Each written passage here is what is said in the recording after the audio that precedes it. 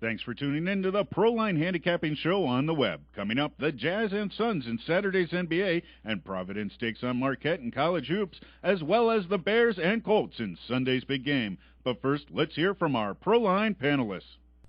Hi, everybody, and welcome to another edition of Proline. And no, we're not slowly dwindling by the week or anything like that. Jim is at the Super Bowl in Miami. Glenn couldn't be with us this week, but he should be back next week. I'm Dave Koch, Scott Spreitz is here, and we've got plenty of stuff to talk about. And however, it is that quiet week in the sports world, so to speak. There's that little gap between the end of the conference championships in the NFL and then the Super Bowl. And so, you get the Barry Bonds thing and the NHL All-Star game, which 18 people watched. By the way, did you see this? Their ratings were so bad, I'm not making this up.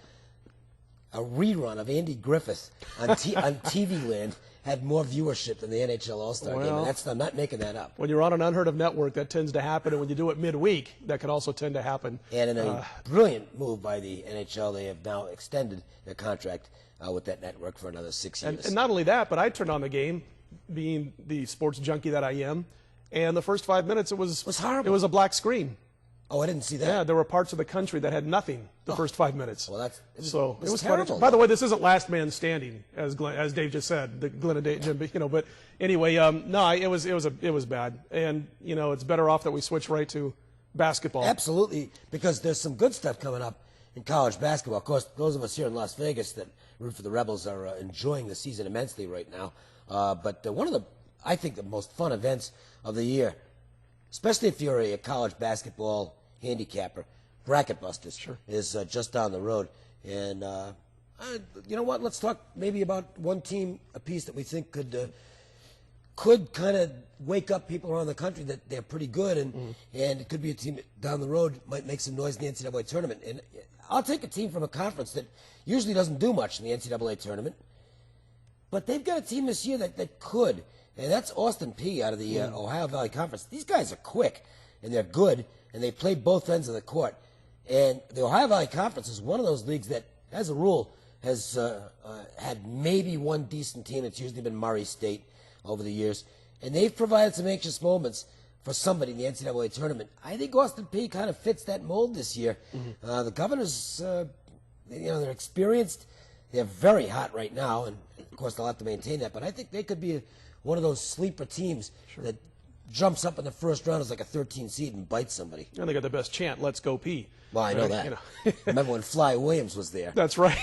Fly's open, let's go Peay. Exactly. Fly Williams led the nation in scoring when he was at Austin Peay. I'm going to go with one that's a little bit more, well, at least people recognize this team a little bit more, and it's from my hometown, so of course I'm going to mention them, and that's the Creighton Blue Jays, who, before the season began, anything less than a Sweet 16 appearance for this team was going to be a major disappointment out of people from the Missouri Valley that follow that team, follow that conference for the Creighton Blue Jays. Now, they had a ton of injuries last year, including Nate Funk, who was lost midway through the season. He's back playing well. They also lost their point guard, Josh Dotzler, last year. He comes back after a few games this year. He gets injured again, and he missed about 4-5 weeks of action. Now he's back in the lineup, and this team's starting to gel. They're winning on the road. They won up at Northern Iowa recently. They're really putting teams away, too, at home. They knocked off Indiana pretty handily in a game in which they didn't play perfect basketball last week and beat them by about 16 or 18 points. And they struggled for part of that game, which shows the groove that they're starting to get into. Also, you had Funk last year because of missing so much action. He didn't have a chemistry with Anthony Tolliver, their big man underneath. Big man, maybe not in size, but as far as for them, he goes about 6'8", 6'9", and he does handle the low blocks pretty well coming off the wing. But they didn't have a lot of time together last year, so they had to develop a chemistry. And we talked about some of these teams, these mid-major teams, that early in the season were going to be teams that really might not have covered a lot of point spreads, but would be great play-on type of teams in the second half of the season once it got to conference action, once they developed a chemistry, and then finally got into tournament play, both conference and in March Madness. So there's a team that I think is going to make a lot of noise. As long as they stay healthy, they're really putting it together at the right time. And I think, Dave, you got to watch a lot of those teams at that level. Austin Peay, Bradley, Creighton, obviously, Missouri State, Southern Illinois. Closed. And you got to watch them now, these last 10 or 11 games of the season, because this is when those teams really have to make a lot of noise. Watching a show the other night on one of the national sports networks where some of the people in the know, so to speak, on the teams that are going to make the field of 65, saying, man, they put so much credence into these final 10 games of the season for these teams that are just on the cusp or on the fence of making it, that they really are good play-on teams if they have solid nucleuses and they have solid chemistry. What I like to do is look for that, play on those teams. Also, there are some teams that are on the fringe that really don't have it, that have maybe beaten up on a lot of softies. Now the pressure's on for them to win. You can kind of make some money going against those teams now that the pressure's on a little bit more. All right. We do have a lot to talk about on today's show in terms of getting you some opinions. We got a good pro basketball game. We got an outstanding Big East matchup. And we're going to give you some props, Scott and myself, involving both teams in the Super Bowl, the Bears and the Colts. So that'll be fun. Also, by the way, may as well mention this. If you're a fantasy player and you haven't checked out rotoplay.com, well, you're missing out on some terrific contests where you can not just win bragging rights, you can put some green in your pocket. It's a pretty exciting concept. I think it's something that, even if you're a veteran fantasy player, this is something you probably haven't seen before. Check it out. Rotoplay.com is the website, and it's a blast. All right, we're going to come back, and we're going to talk about a pretty decent NBA matchup. That'll be when Proline continues. Up next, Saturday's NBA with the Utah Jazz taking on the Phoenix Suns. But first, a reminder that Primetime's Glenn McGrew is giving away an entire weekend of personal service releases completely free of charge, including his Hardcourt Parlay of the Week, his Chalkboard Game of the Month, and, of course, Sunday's winning side between the Bears and Colts. 4 big releases free when you call 1-800-531-7069. Okay, welcome back, and right now you are seeing a toll-free number on your screen. It is not my number. That is Glenn McGrew's number. Glenn is not here this week, but obviously he's going to have some strong plays this weekend. And you can't beat the price, $0.00. It costs nothing for this free weekend. That's going to include Glenn's play on the Super Bowl. His Super Bowl side is included in this offer. So you're seeing the number right on your screen right now. Give it a call and pick up some winners from Primetime's Glenn McGrew. NBA matchup this weekend. The Jazz taking on the Suns. And if you go back maybe 6 weeks, this would have really been a pretty fascinating matchup because Utah was riding pretty high. And the Suns, of course, have been outstanding all year.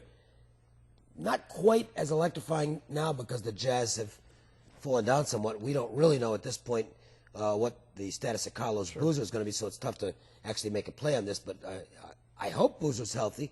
Because if he is, then I think there may be some value in the Suns. This team is just a killer right now, and they're not, they finally lost the game in Minnesota. They ran into that new coach angle, by the way, where the way it works, it's pretty simple. Whenever a team gets a new coach, wait for them to win a game, and then just keep playing them.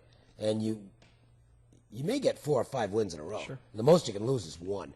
But a lot of times when a team gets a new coach and gets a win, they get a lot of energy. And the T-Wolves were just off their first win in the Randy Whitman regime, and they played a heck of a game in knocking off Phoenix. But I'll tell you what, those games are few and far between this year. This Suns team is just so loaded. Yeah. I mean, we used a TKO on Minnesota the other night in that game, and it was very scary to walk to the window here in Las Vegas with a fistful of money saying, I want the T-Wolves or anybody over the Suns for that matter. You're not comfortable until the last 30 seconds of the game. And that's the thing. In fact, that angle works really well in the NHL, a little bit different in hockey. And you might not like the NHL, but if you like making money, you look for a team to fire their coach. That first game out for that new coach, I mean, it's got to be ridiculous. I haven't done the numbers, but I wouldn't be surprised if it's not hitting 75 to 80%. Well, the nicer part in the NHL is that moneyline dogs. Exactly. These teams are usually underdogs because they're bad teams, and you can run off 3 or 4 wins in a row with a moneyline dog. That's like winning 6 games. Exactly. It's outstanding in the NHL. Talking about this particular game, as Dave mentioned, the big news is keep an eye on Boozer, because if he does play, and we'll find out, after this show on Friday night if he's going to go or if he's questionable or not, you'll see a big difference in the line, obviously, if Boozer's not in there, maybe a point or two. So you get a lot more value on Phoenix if he does play. I, like Dave, hope that he does go in this game. When these two teams met, they met twice early on in the season, way back in November. What a change in these two teams since then. Utah won both of those games, by the way. The second game they won in overtime, 120 to 117. That second win by Utah over Phoenix back in November was Utah's 12th win in 13 games. They got off to a 12-1 start.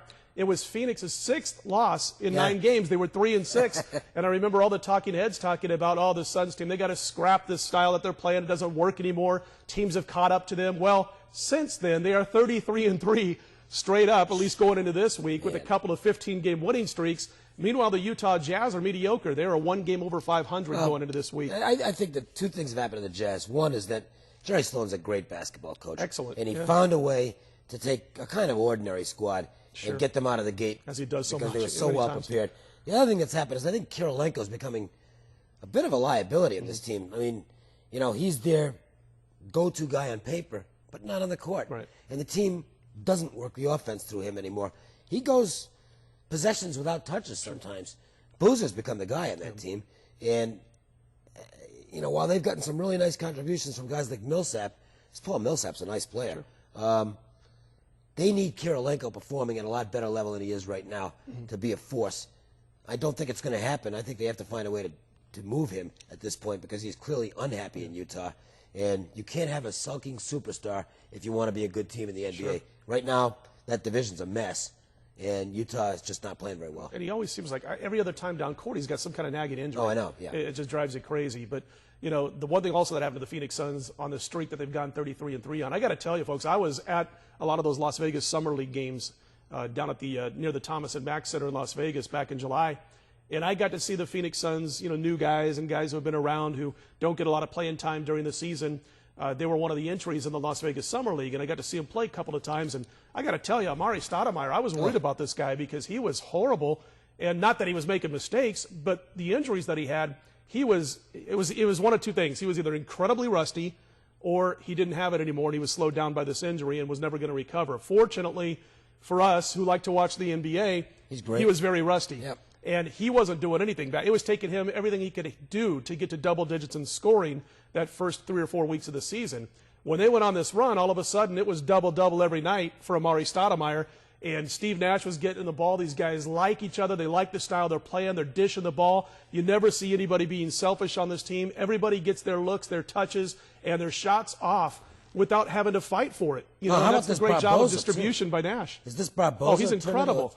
Can he put the ball in the basket? I saw him in the Summer League, and I said, this guy's in for a real breakout year. Yeah. Obviously, he's been on the team for a couple of years, but you could really tell that he had made that turn, and he's on top of his game now. So, hopefully we get a healthy Boozer so we get an even better line with the Phoenix Suns. You're not going to get tremendous value on Phoenix ever again the rest of this season, but I got to back the Suns here over the Utah Jazz. Double revenge. I know it doesn't mean a lot since it's been 2 months, but I still think they come out and hammer Utah. I would go with the same side in that contest, the Phoenix Suns. Sometimes, even though you're paying a premium for a team because they're a public team, doesn't mean they don't cover the number anyway. Exactly. And I think this may be one of those spots for Phoenix. But again, you got to make sure on the Boozer situation. Otherwise, the number could be ridiculously high. We're going to come back. We're going to talk Big East basketball. Providence College making a nice run under Tim Welsh. Looks like they could be it actually should be an NCAA tournament team at this point in time. We know Marquette's going to be the NCAA tournament.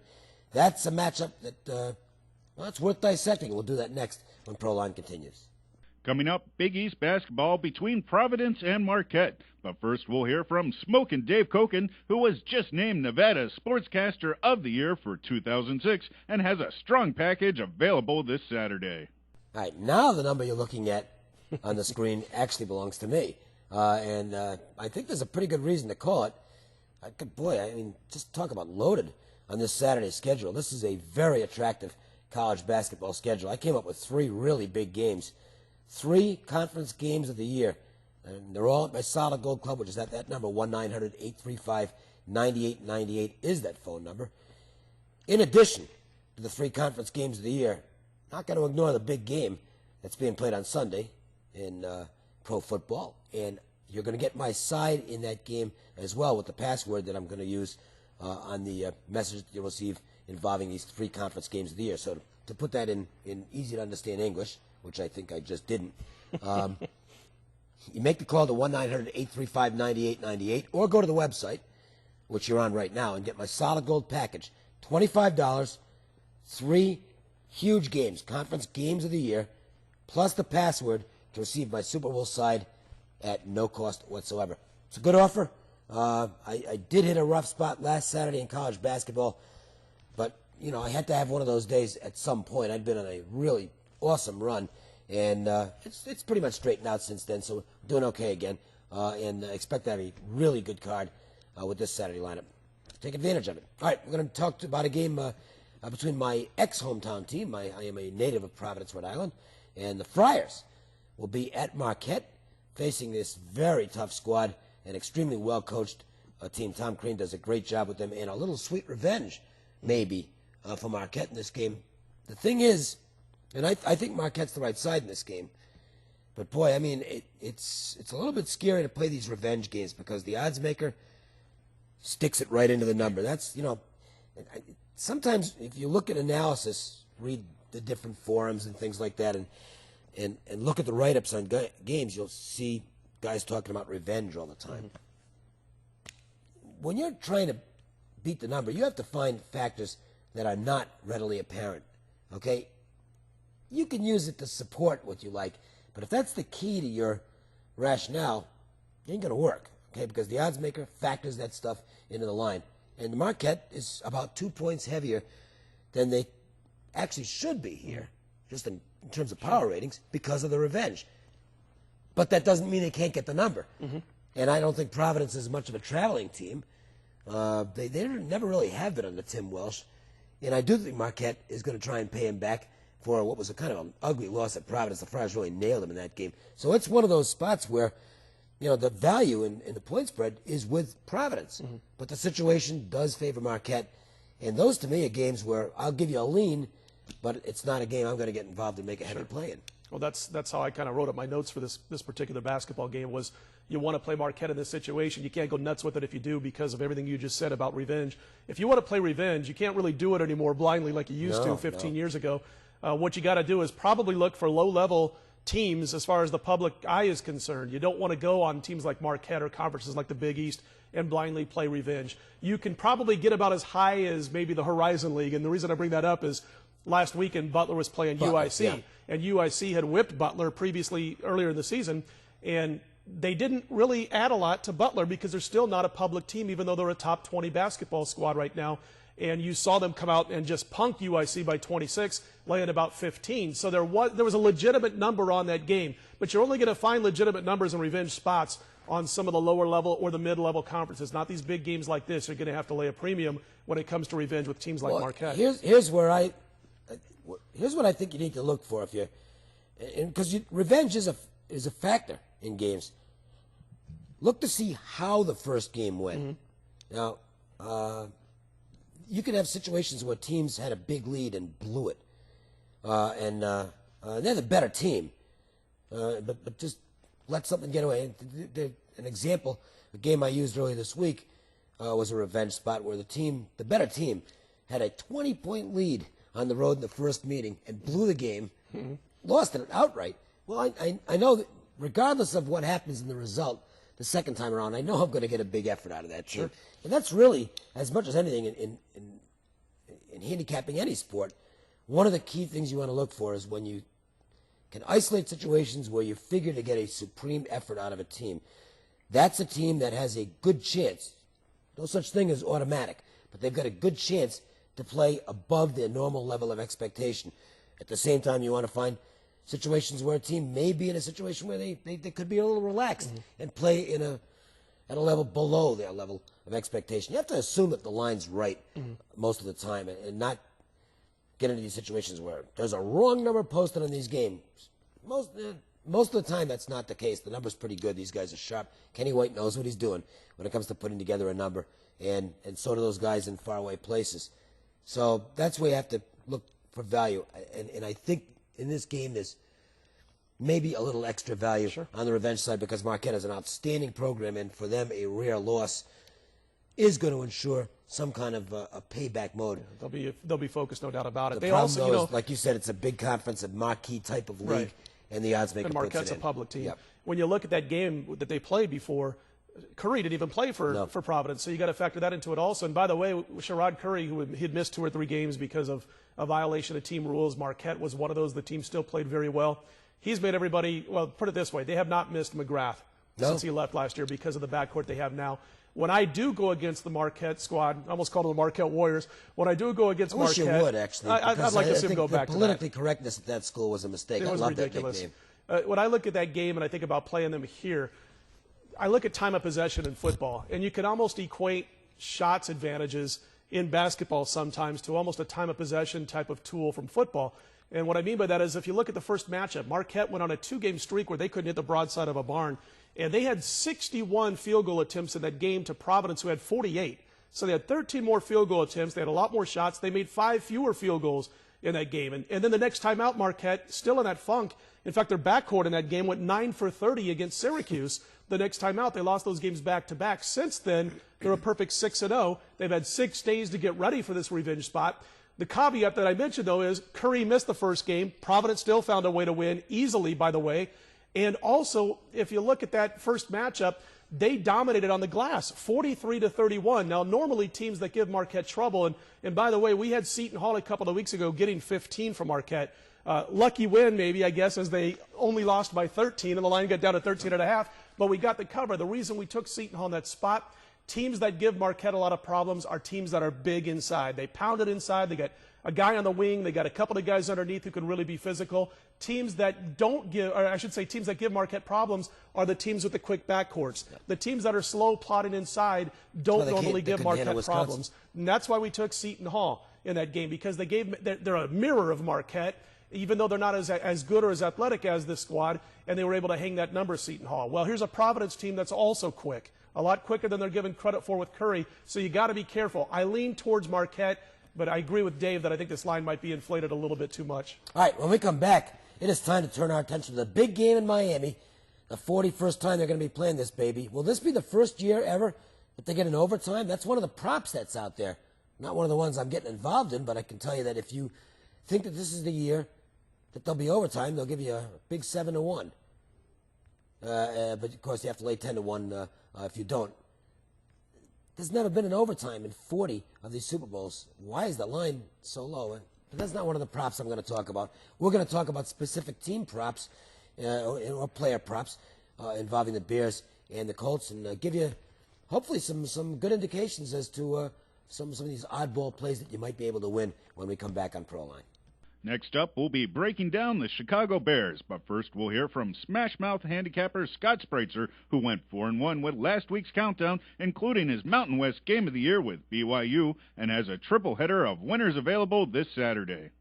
Welcome back to Proline, talking about the Super Bowl and some props in just a moment. First, I want to tell you about the great happenings at Smash Mouth Sports. Man, we continue to win our Proline packages. Last week, we did our first 5-play college basketball countdown of the season, and we went 4-1, 80%. We topped it off with our Mountain West Game of the Year, BYU by 9 over Air Force. Today, folks, I've got a huge 3-play trifecta that includes a pair of games of the month. We're 10-3 right now in our last 13 games of the month. We've also got our coveted TKO Game of the Year for 2007. All 3 plays are available on my action report tonight for just $25. All you got to do is call 1-900-868-3350. You'll get all 3 plays for $25. You'll also get a code that gets a Super Bowl play free at Smash Mouth Sports. Get it all right now on the action report tonight, Friday night, for $25. Don't miss out. Talking about the Super Bowl, we've seen a line fluctuate between 7.5 and 6.5 with the side. The total's been as high as 49, but as low as 48. So a little bit of action going both ways that we don't normally see. I'm a little surprised they've bounced through this key number, too. Because if it lands on 7, it's Black Sunday again. Not going to be a good thing for the house. And, it could. Let's talk about what the Bears need to do to win the game. I think there's 3 things. One, they got to win the special teams battle. Sure. I think that's an area where Chicago has an edge going in. They have to take advantage of it. 2, they have to establish the run. The Colts obviously have had some issues against the run this season. They haven't had too many in the playoffs, and that's why they're still playing. And I think Chicago has to exploit that area. And 3, I think, and this is where the officiating actually could come into this game. I don't know how they're going to call the game. There's no way of knowing that. If they let the Bears play physically and knock those Colt receivers around, they're going to have a good chance to win the football game because they will mess up the timing of the Colts. The Colts' offense is predicated on timing. Right. If they don't, those receivers are going to have a field day against the Bears. So they've got to somehow convince that's one of the 3 factors. They've got to convince the officials to let them hit on defense, and they're going to have to utilize the zone blitz. Sure. Because you've got to get Manning moving. If you don't, he'll absolutely dissect you. Timing's a little bit off already because of the surface they're playing on, which is natural grass. And if you break down Peyton Manning's numbers, doesn't mean he's going to have a bad game against this defense because, let's be honest, the Bears defense without Harris has not been up to the level they were early in the season. And, of course, they played a little bit better now in the playoffs. But if he is having to move, having to throw on the run, it ain't Peyton Manning's game. Wasn't Steve McNair we're talking about when he was young and played in the Super Bowl against the Rams. This is a guy whose timing will be thrown off. You know, the offense reminds me, timing-wise, so much of the St. Louis Rams when Kurt Warner was healthy and back when Dick Vermeil was the head coach. That doesn't mean that Indianapolis comes in here and wins the Super Bowl. No, what but it means was a timing offense. Exactly, is that it's a strictly a timing offense, and I think Dave just hit it on the head with, to me, the key factor of the game. If Chicago's DBs are allowed to bump these receivers underneath and get physical with them, which I think the referees will probably let them go. I don't think they're going to call. I don't believe that Super Bowls are really called close to the vest by the officials too often. I think you see more often than not they let the players decide the game. Now, if it gets a little questionable and they're knocking them all over the place, then you might see some flags. Last year, you know, you go back to the Jackson offensive pass interference penalty. Boy, that was called pretty tight, wasn't it? That's true. That was. So, yeah. I mean, you know, that could have a huge that had a huge impact on last year's game. Yeah, exactly. That play may have been the single biggest play of that Super Bowl, and that could happen again this weekend. I don't know. I mean, there's no way to. That's one thing. There's no way to predict. What's going to be interesting also is the Bears have something that Kansas City and Baltimore didn't have, and even really New England didn't have at their level. I really think that right now this will be the best backfield, offensive backfield, that this Indianapolis Colts defense is going to face in the playoffs. And now I'm including the New Orleans Saints in this because I think that the Saints, as good as McAllister has been, as good as Reggie Bush was at catching passes, and the Bears don't throw to the running backs, who knows? They throw to the fullback. We'll see if they change things here for this game as far as getting it to the running backs. But the bottom line is you've got two stout running backs who can get the job done in Benson. Different types, too. And different types. You've got thunder and lightning going on here. And the other teams haven't really had that. You know, Bush made most of his noise this year catching passes out of the backfield more than he did running the football a lot. You're going to see Thomas Jones and you're going to see Cedric Benson getting their opportunities to make a difference in this game, running the football. Also something that Chicago does that Indianapolis is going to have to deal with, and they can, by the way, if they play their defense, with Sanders doing a great job in the backfield. You're going to have to see Chicago getting the ball to their fullback in short passing situations to keep Indianapolis' quick defense from coming up and making plays. Freeney on the defensive line. So they're going to have to get him involved, the fullback, like they've done all year, in throwing short little outs and safety routes for Rex Grossman. And the tight end. And the tight end. I think they've got Desmond Clark. They've got actually three good tight ends. He's got to be a key guy in this game for the Bears. It leads me to a couple of prop plays, though, because I think what you said about the Bears' game plan, that's what they have to do. Right. And I don't think there's any way they're going to come out and throw the ball consistently in this football game. Number one, get a couple of pretty sharp guys in that defensive backfield for Indianapolis. Cato Jr. really reads the ball very, very well. Colts have their weaknesses on defense. Cato Jr. isn't one of them. I think the Bears want to shorten the game in terms of keeping Manning off the field, obviously, because he can be a killer if he gets hot. And secondly, just keep that clock rolling, make first downs, and leave that as the best MO to stay in the game. There's a prop on Rex Grossman throwing 33 passes in the game. I cannot see the Bears coming with a game plan that has him throwing 33 times. I don't think they want him throwing more than 20, maybe 25 or 28 if they're behind, but 33, to me, for them to reach that number, they'd have to fall behind by a good margin early and go into a panic mode. And I don't think this game is going to be decided early. So I like the under 33 on Rex Grossman pass attempts, and therefore I also have to like, I believe it's 17.5 on the completions. I also have to like under that because I think there's a good chance they'll be right around that 50% level. I don't expect to see him throw 18 complete passes, nor do I expect him to be throwing the ball 34 times. So if I'm right on what I think Lovie Smith has in store for a game plan here, those are two pretty good props. And I don't think Lovie Smith is the type of coach who's going to dump the chick that brought him to the dance. Nope. He's going to go with the same game plan that got him in this game. He knows that's his best chance, and that means running the football and like you said, shortening the game. And as Jim Feist said way back in the wild card round, I don't think Peyton Manning's ever thrown a touchdown while he's been on the sideline. So, that'll probably continue. here's a couple of props that I like based on what these teams do all year. You're talking about what Lovie Smith likes to do. They don't throw the ball to the running backs. They throw it to the fullback. They don't throw it to Jones. They don't throw it to Benson. The first one I'm going to give you is a lesser play of the two, and that's Thomas Jones, who is his receptions prediction for this game is under 2.5, which means he can actually catch 2 passes, which would be double what he catches per game all year, and you can win that wager. So under 2.5, and it's about minus $1.10, minus $1.15 if you shop around. Also, you've got Cedric Benson catching under 1.5 passes. Cedric Benson had 8 total pass receptions this entire season. He's got stone hands. Yep. He cannot catch the ball. Under 1.5, and that's about even money, right? That was around a knock even money. on him coming out of college. Exactly. He can't catch out of the backfield. So I don't think you're going to see either one of those two guys. I think you're going to, probably have a good chance of winning both of those and at least one of those two. The bigger play for me out of those two is the Cedric Benson prop. There's also a real nice one out there right now. The first catch by Thomas Jones, if he has one, under 3.5 yards. Well, I just got done saying they don't throw to their running backs. Here's what you get on that situation, on that prop. Under 3.5 yards on his first catch. If he doesn't catch, it's counted as the under if he doesn't have a catch in the game. You got 2 chances to win that bet. Either he's held to less than 3.5 yards or he doesn't catch a pass at all in the game. Either way, you win that wager. So I think that's a good small prop to jump on also, Dave. All right, so that's a look at the Bears side of the equation. That leaves the Colts. We're going to come back and look at them next. In a moment, our panel examines the Indianapolis Colts, but first reminder that world champion handicapper Jim Feist has a huge triple headers of winners this Saturday, including a conference game of the year, plus the winning side in Sunday's big game, all available completely free of charge when you call toll-free to 1-877-JIM-FEIST. That's 1-877-546-3347. Well, Jim Feist isn't here this week. He's in Miami. He's at the Super Bowl. Jim goes just about every year to the Super Bowl. It's become an annual thing for him. But before he left, he wanted to make sure that there was a great offer for this weekend's action. So here's Jim to tell you all about it.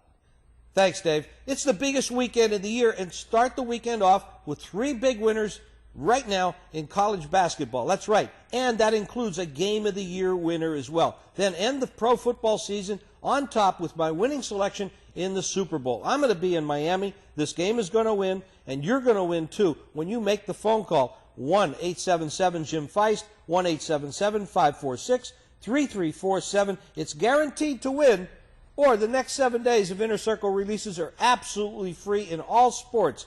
The games are free, the call is free, the winners are free. Make the call. 1-877-JIM-FEIST, 1-877-546-3347. All right, make sure and take advantage of that offer. You'll cheer Jim up. I'm sure he's having a terrible time down in South Beach. Yeah. I'm sure he is. Yeah. The radio show I do daily on ESPN Radio 920, we're doing split coverage this week. I just stayed behind in Las Vegas because I had the Rebel stuff to cover. And that hasn't been bad at all because UNLV's just been playing great. And the rest of the gang is down in Miami. First thing they saw when they got down there, they arrived and there's topless woman on the beach. Nah, I mean, I got to tell you, it's like it's going to be a good week when the first thing you see is a topless woman at the beach. And then they've already won. And then they went to Joe Stonecraft from there. Oh, man. How bad is that, huh? Jeez. I mean, I'm telling you something. We got one of those in town, and I heard the one down there is even better. So. Well, that's the original down there. Yeah, it is. And been around for about 80 years. The one here in Las Vegas is great. It is. It is really good. When you come out to Vegas, we'll throw in a free plug here for Joe Stonecraft. Check it out. I can give out one really winner. Good. I can give out one winner, by the way. We're going to talk about food for just a second. I'm sorry. Food's near and dear to my heart and to my stomach and my waistline. But anyway, go to Joe Stonecraft, by the way, and they've got this incredible dessert that should be an entree. I could eat it 5 times a night with cinnamon crunched up in vanilla ice cream and this syrup that'll knock your socks off. So if you're in South Beach and you happen to be, for some reason, in your hotel room watching the show, go to Joe Stonecraft and grab that dessert. It's awesome. All right. Let's talk about the Indianapolis Colts. We talked about what we think the Bears need to do to get to the winner's circle. I think analyzing the Colts and what they need to do is a lot simpler. I mean, there's not much you can say aside from what is rather obvious. Make sure you have Peyton Manning on his game. Sure. And if Peyton Manning's on his game, they're going to be really tough to handle because he can just torture teams. Sure. If he's not, and the offensive line's not doing a good job of protecting him, or they're not getting any surge with their running game, then he's going to have some problems. The flip side of it is on defense, beat the Bears' outside linemen Colts have a couple of good defensive ends, and Freeney's certainly one of them. He has got the fastest first step in the world. Freeney has to be a factor in this game. He has to create some chaos for Rex Grossman. I don't necessarily think that he even has to get the sacks on Grossman. It's pressure. Just make sure there's pressure on him, because otherwise Grossman's got the ability to throw long. He throws a beautiful long ball, and they'll find a way to get Berrien open. So that's a big key for the Colts, is to make sure they create some kind of hurrying from the defense. Well, I think they're going to face a team that, well, Baltimore couldn't throw deep. That's why they were out in a hurry. And came with an awful game plan. Oh, yeah. And Kansas City had an awful game plan, and they couldn't throw deep. They have no receivers. Haven't had one since Otis Taylor. Probably have used that line before. But anyway, I'll tell you what. Opie Taylor for that matter. But as far as in this particular game, they're going to have to worry about deep threats along with the running game. Dwight Freeney hasn't done this in this postseason or for much of this year, but at times he can let his emotions overtake his game, and what he's got to do is stay on an even keel and not over-pursue. He can't just go 99 miles an hour right off the line of scrimmage at the snap of the ball and run right past the running game. He hasn't done that this year, so give him a lot of credit. He hasn't done that in either big games. He's stayed and played within himself, and he's kept his emotions intact, and because of that, he has been able to harass opposing quarterbacks and also opposing teams' running games. So their big deal is to not get too crazed or excited about this particular situation and just play within themselves like they have so far in the postseason. Bob Sanders is such a mistake eliminator on this defense, because now, Marlon Jackson moves back to his natural position, natural corner position, when Sanders is healthy. And that means they could also cheat up a defensive back against the run. And they just got to keep doing what got him here as far as the postseason's concerned. Bob Sanders, as long as he stays healthy, is going to allow that defensive backfield to cheat up and help out against the run. Guy's a tackle machine. Exactly. I think the over and under, this is not a prop I got involved in at all. I think the over and under on his tackles is like 8.5 or something like that. I mean, force obvious throwing situations. With Rex Grossman. You've got to be able to stop the short passing game to the fullback and tight ends. Urlacher's going to have a big game. He has enough speed to stay with the tight ends and to stay with the fullback. You're tying right into my prop now. Well, there you go. Okay, I'll let you go. Because there's a proposition on Dallas Clark on yards, over and under 43.5 yards. I like the under. Dallas Clark has been getting open in the slot. Part of the reason is that speed that he's got. I mean, he's faster than the average tight end, let's put it that way. And there's no linebackers, basically, who can cover him, except for one, Brian Urlacher. Exactly. He's faster than Dallas Clark. I don't think Dallas Clark is going to be able to find those open spaces in the slot, because I think Urlacher, who reads so well, he's a great player. Urlacher is a really great player. Anybody who thinks he's overrated, I think Sporting News came with something a couple of years ago where they had Urlacher as the most overrated player in the league.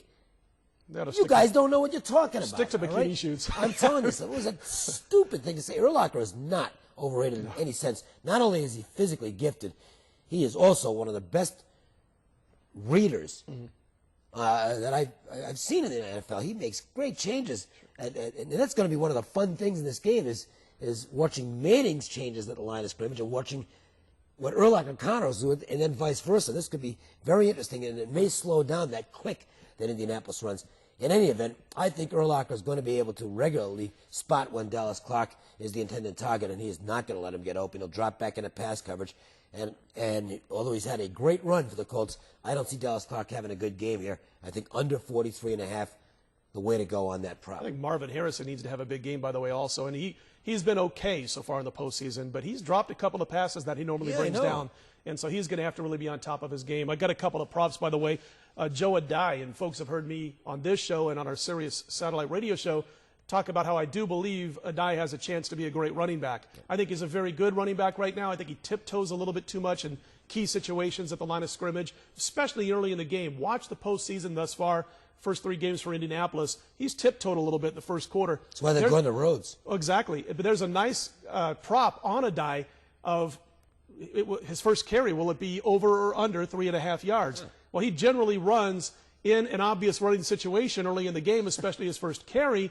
I got to tell you what, folks, I think Chicago's defense will be ready for a run on a running down, and you're going to see Adai tiptoe a little bit and probably get his general 1 or 2 yards that he's been getting early on in first quarter play. There's a neat little crossover prop right now, by the way, that has to do with the NBA. The Pistons play in this weekend, I believe, against the Cavaliers, and they've got a nice prop right now in some books where you can get Chris Webber -5 on how many total points he's going to score compared to how many points Indianapolis is going to score in the first quarter. Now, Indianapolis has scored an average of 27 points per game, almost all of those coming in one game, the second half against the New England Patriots. Now, he's -5. Now, here's what Weber's done, 6 games as a starter, as we talk about this, since he's been with the Pistons. If he goes up against the Washington Wizards, he's horrible. 6 points a game the 2 times he's faced them. If he goes up in his other 4 teams that he's played against with Detroit, 16 points a game, about 9 boards per game, which doesn't matter this prop, and about, I think, a 3-to-1 assist-to-turnover ratio. So his team that he plays badly against, he's not facing this weekend, he's -5 to score more points for the entire game than Indianapolis gets in the first quarter. That's for those that like those crossover NBA, NFL kind of propositions, and I think it makes sense in this particular one. So there you go. And also, I think besides the Joe Adai thing, you can factor in sacks, total sacks. The Indianapolis offensive line gave up, I believe it was 5 sacks to New England last week. Yeah, they struggled Was it for 5 a while. sacks? Yeah. Anyway, you've got an over-under right now on total sacks of 3.5. Now, the over is -$1.10, which means the under is also. You're talking about a Chicago Bears defense that totaled 40 sacks this year. They've got 3 or 4 players that are up near 7 to 10 sacks per player. I think you'll see them being able to get a couple of sacks, and I believe that you're going to see Dwight Freeney get to Grossman a couple of times. So I think I'll lean towards over 3.5 sacks at -$1.10 is a way to go in this one also. All right. When we come back, we will get to our Proline best bets. We'll let you know what those great offers are for this weekend, so don't go away just yet. Coming up next are Proline Best Bets, the biggest selection from today's show. Okay, welcome back. Time to go through some best bets. I'm going to go to the Mountain West Conference. Utah's at TCU Saturday night matchup. TCU is not a great basketball team, but they've had some decent moments this year. They're fighting hard to get some respect in this conference, and Neil Doherty's actually done a pretty good job with a limited team. Not a bad spot for TCU. Utah is coming off their BYU battle on Wednesday, and that is just such an intense rivalry. It may be the most underrated rivalry in all college sports. Utah and BYU, the holy war in football, and it's not bad in basketball either. Utah has not played well on the road this year, and coming off the home game with BYU, I think this is a flat spot for the Utes. Any game that TCU has a chance to win in the Mountain West is a big game for them because they're perceived as the worst team in the league. So I like TCU to knock off Utah for a best bet on this week's show. Don't forget to make sure and take advantage of this offer. You're seeing the number on the screen right now, 1-900-835-9898. Only $25, 3 really big plays, 3 conference games of the year, plus the password to get that Super Bowl selection as well. My best bet, I'm going to take one of the props. My favorite prop from the ones we talked about is Cedric Benson, under 1.5 catches, -$1.10. I'd be very surprised if he even makes 1 reception in this one. And you want to receive some serious winners. You'll get more than 1.5 this week at Smash Mouth Sports. Our Proline packages continue to fire away with winners. Last week, 4-1, 80% with our countdown this week. Huge trifecta topped off by my TKO Game of the Year for 2007 in college basketball. A pair of Games of the Month. We're on a 10-3 run with those. Make sure to call 1-900-868-3350. Just $25, or you can get it right here at jimfeist.com. We're not playing last man standing here, really. I mean, the numbers have kind of dwindled over the last couple of weeks. In fact, we hope to have more cheers here next week. Definitely make sure and tune in. We'll be having a terrific Super Bowl recap, and we'll really be focusing in on some of the big stuff that's taken place in the world of basketball, heading to the NBA All-Star break, of course, here in Las Vegas. That's going to be a blast. We mentioned Bracket Busters earlier. That's going to be coming up in college basketball. It's really, from a handicapping standpoint, and I think from a betting standpoint, one of the most fun weeks in college basketball. So really some great stuff coming back on the other side of the Super Bowl. We hope you'll be with us when we return next week here on Proline. For Jim Feist and for Glenn McGrew and for Scott Spreitzer, I'm Dave Koken. For all the guys that are involved, thanks for watching. See you later. Thanks for watching us this week, and be sure to catch Proline on the web next weekend, available Friday nights for more great insight.